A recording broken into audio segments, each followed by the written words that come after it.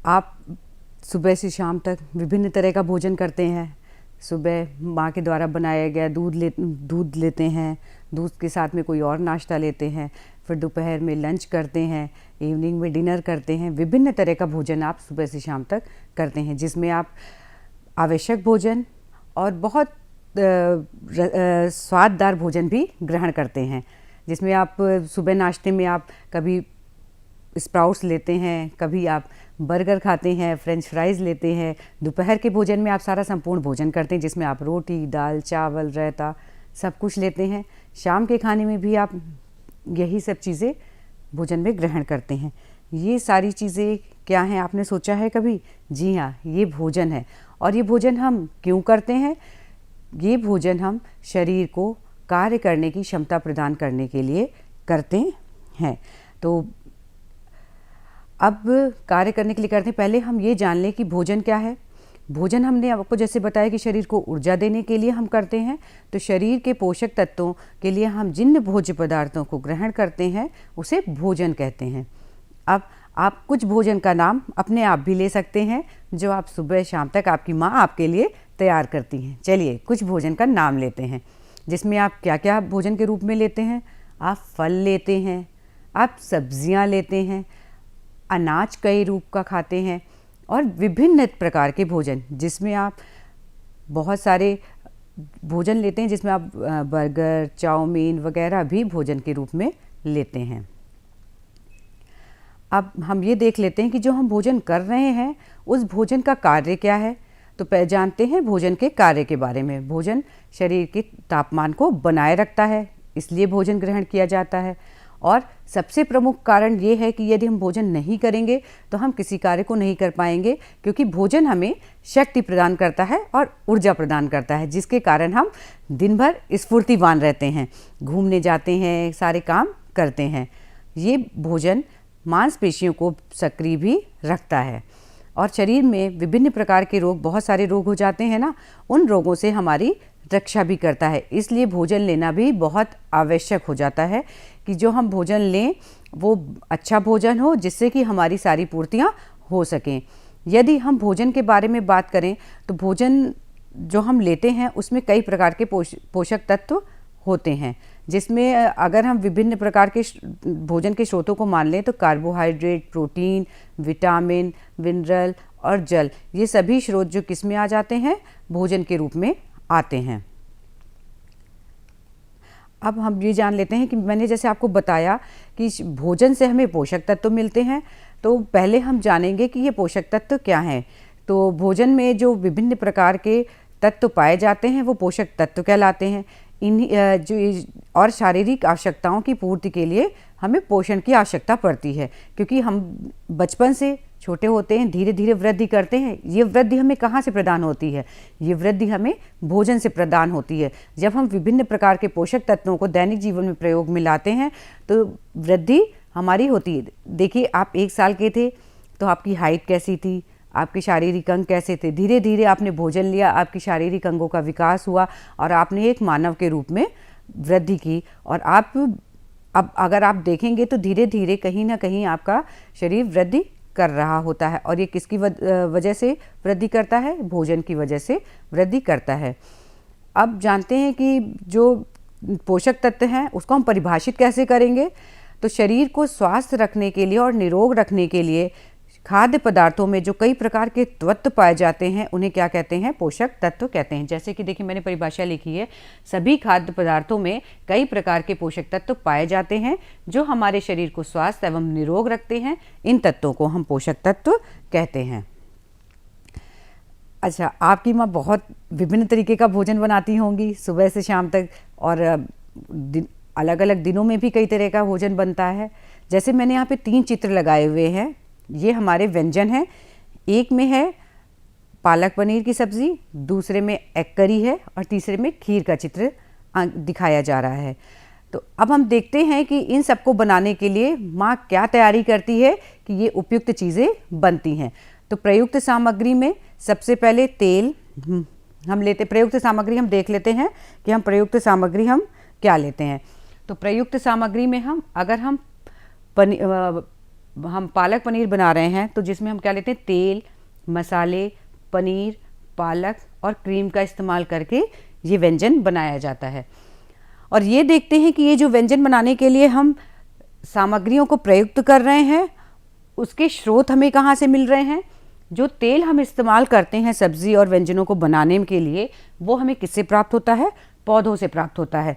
जिस मसाले का हम इस्तेमाल करते हैं वो मसाला हमें कहाँ से प्राप्त होता है, पौधों से प्राप्त होता है। और देखिए अगर हम पालक पनीर बना रहे हैं तो इसके जो दो प्रमुख स्रोत हैं पालक और पनीर। जो पनीर होता है वो हमें कहाँ से मिलता है, दूध से मिलता है। और दूध का स्रोत क्या है, हमें जानवरों से मिलता है। ये पालक पालक की हरी पत्ती की सब्जी आती है, ये पौधों से मिलता है जिससे सब्जी का हम व्यंजन बनाते हैं। फिर इसमें क्रीम यूज़ करते हैं, वो किसका स्रोत है, दूध का स्रोत है।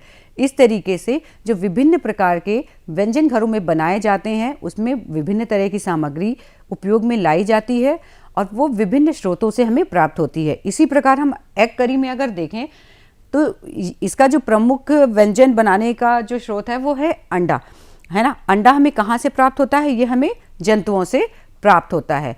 और उसके साथ में जो और मसाले, तेल और टमाटर वगैरह हम उपयोग में लाते हैं प्रयुक्त सामग्री के रूप में, वो पौधों के स्रोत होते हैं।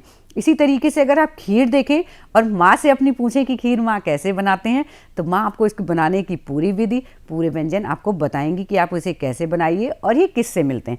तो आइए ये जानते हैं कि ये विभिन्न स्रोत जो हमें मिले हैं तो वो कितने प्रकार के होते हैं और ये कहाँ कहाँ से प्राप्त होते हैं। पहले हम भोजन के पादप स्रोत के बारे में जानेंगे। जो स्रोत हमें पादपों से प्राप्त हों, पादप मतलब पौधों से प्राप्त होते हैं, वे पादप स्रोत कहलाते हैं। आइए कुछ पादप स्रोतों के नाम लीजिए। जैसे हरी सब्जियां, ये तो पादप स्रोत होंगे ही, आपको पता ही है क्योंकि ये हरे होते हैं और ये हमें पौधों से मिलते हैं। सारे जो फल आते हैं, जो फल आप खाने में उपयोग में लाते हैं वो भी पादप स्रोत के अंतर्गत आते हैं। चलिए कुछ फलों के नाम आप भी हमें बताएंगे, जैसे अमरूद, केला और चीकू और सबसे ज़्यादा पसंदीदा संतरा, पपीता, ये सारे पादप स्रोतों में आते हैं। अब सब्जियों के बारे में चर्चा करें तो कुछ सब्जियों के नाम आप बताएंगे। अगर आप अपने किचन में देखेंगे तो माँ ने बहुत तरीके की सब्जियां घर में उपयोग में लाई होंगी, जिसमें टमाटर तो मुख्य रूप में उपयोग में आता ही है, सबके घर में होगा। और आलू, प्याज, आलू की तो कहते हैं ना, आलू सब्जियों का राजा कहा जाता है ना।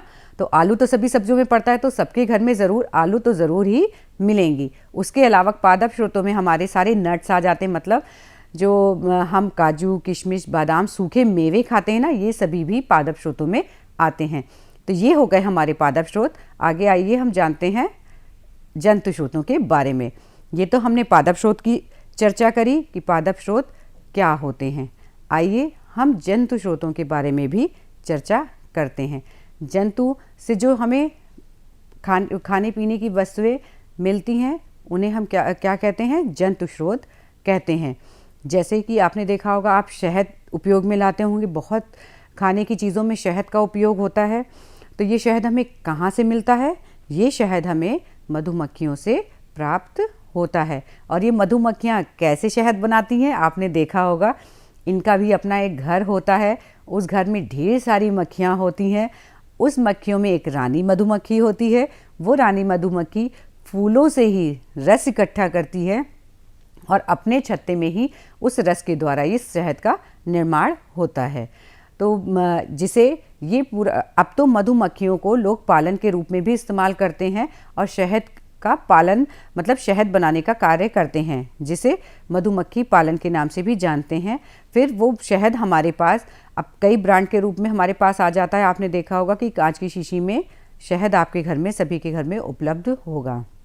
दूसरा एक जंतु स्रोत का बहुत ही अच्छा उदाहरण है अंडा। आप सभी खाते होंगे, आमलेट खाते हैं, आप बॉयल करके खाते हैं, ज़्यादातर लोग अंडे का इस्तेमाल करते हैं। और अंडा बहुत उपयोगी होता है क्योंकि इसमें प्रोटीन बहुत अधिक मात्रा में होता है, जो हमारे शरीर के लिए बहुत उपयोगी है। अभी आगे हम प्रोटीन के बारे में भी चर्चा करेंगे कि ये क्या होते हैं और हमारे शरीर के लिए क्यों आवश्यक है। और सबसे ज़रूरी स्रोत आप देख रहे हैं ना, ये हमारी कौन है, गाय माता। ये हमें क्या देती हैं? दूध देती हैं, क्योंकि सुबह की शुरुआत तो सबकी इसी से ही होती है ना। आप चाय पीते हैं, भाई मम्मी पापा तो आपके चाय लेते हैं, हो सकता है दूध भी लेते होंगे और आप लोग दूध लेते हैं। उसके अलावा पनीर की सब्ज़ी जो आपको बहुत पसंद है, किससे बनती है? दूध से बनती है। दूध से भी विभिन्न प्रकार की चीज़ें बनाई जाती हैं घर में। अभी उन चीज़ों के बारे में हम चर्चा करेंगे।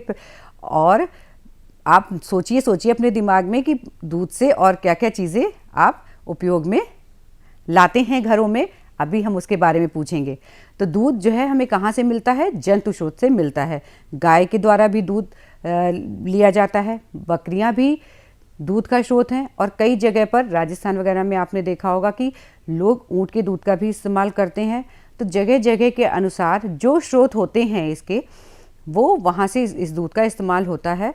लेकिन हम ये बोलेंगे कि जो दूध है वो जंतु स्रोत के अंतर्गत आता है। अब ये जान लेते हैं कि जो दूध है उससे विभिन्न प्रकार की क्या वस्तुएं बनती हैं। जैसे मैंने आपको बताया, आप पनीर का इस्तेमाल करते ही करते हैं। उसके साथ दही, गर्मियाँ आती हैं ना तो लज्जतदार लस्सी पीने का मन करता है ना। आप बोलते हैं ना कि माँ लस्सी चाहिए, तो ये लस्सी बनती है, ये भी जंतु स्रोत द्वारा बनती है। उसके साथ साथ घी हमारे शरीर की वृद्धि के लिए बहुत आवश्यक है। ये घी किससे प्राप्त होता है? ये जंतु स्रोत के द्वारा ही घी प्राप्त होता है। अब आपको समझ में आ गया होगा कि पादप स्रोत क्या हैं और जंतु स्रोत क्या हैं। जो चीज़ें हमें पादप से मिलती हैं वो पादप स्रोत कहलाती हैं, जो जंतुओं से प्राप्त होती हैं वो हमें जंतु स्रोत कहलाती हैं। अब आपने जाना कि भोजन क्या है। भोजन हम करते हैं ऊर्जा प्राप्त करने के लिए, और जो भोजन के स्रोत हैं वो क्या हैं?